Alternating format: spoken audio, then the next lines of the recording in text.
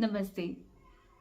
सोच हमेशा बड़ी रखिए, क्योंकि ये आपकी सोच ही है जो आपका फ्यूचर डिसाइड करती है। अगर आपकी सोच छोटी है तो आपके सपने भी छोटे होंगे, और जब आपके सपने छोटे हैं तो आपका फ्यूचर बड़ा कैसे हो सकता है। वहीं दूसरी ओर अगर आपकी सोच बड़ी है तो आपके सपने भी बड़े होंगे, और जब आपके सपने बड़े होंगे तो आप उन सपनों को पूरा करने के लिए खुद को पूरी तरह से झोंक देंगे, और फिर आपका फ्यूचर आपके हाथों में होगा। ये जहान आपके कदमों में होगा।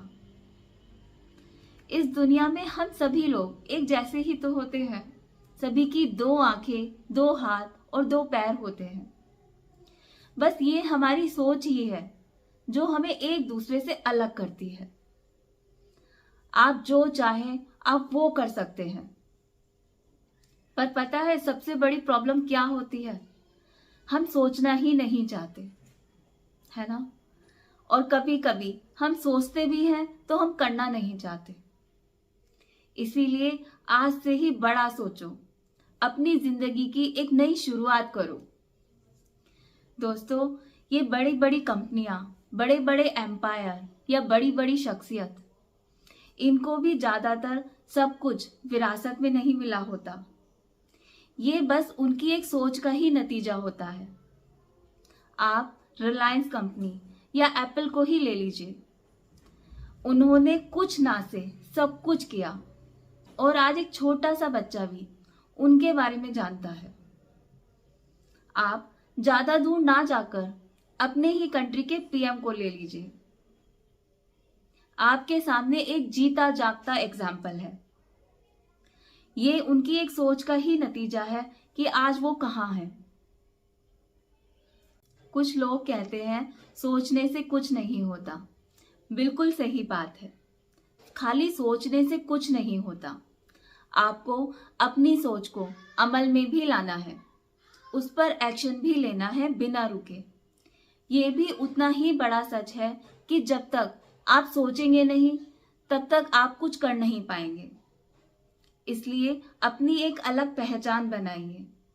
इंसान कभी कोई छोटा या बड़ा नहीं होता, वो अपनी सोच से छोटा या बड़ा बनता है।